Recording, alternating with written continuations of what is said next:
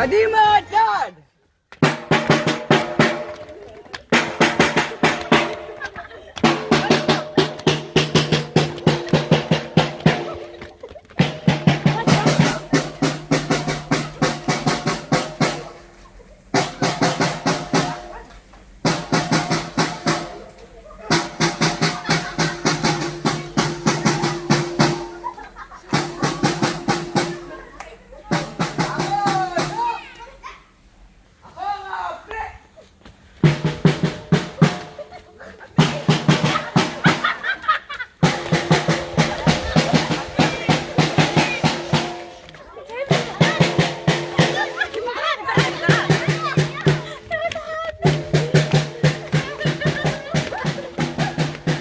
ושתיים למדינת ישראל.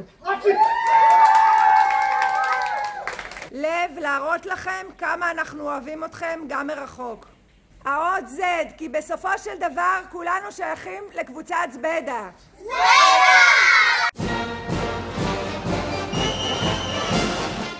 אני שלמה בן חביבה והשם, יוצא עיראק.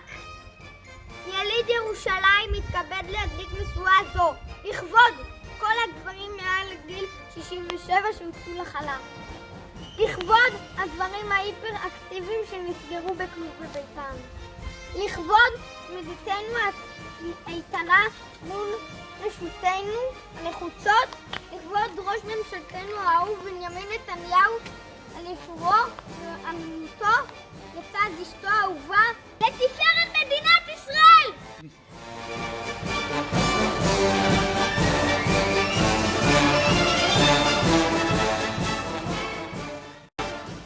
אמירה מטה, בת חזווה ואריה גוזן, ילידת רומניה, בת למשפחת ניצולי שואה, מתכבדת להדליק משואה זו לכבוד הנשים הסובלות את בעליהן יום ולילה, לכבוד הנשים העומדות על משמרתן עם מכשיר לחץ דם וסיפ אפ ביד, לכבוד הנשים שמייחלות בחזרה לעבודה של יקיריהן, לכבוד סבתא חדווה שבחרה בבעלי ולא בקיבוצניק, לתפארת מדינת ישראל.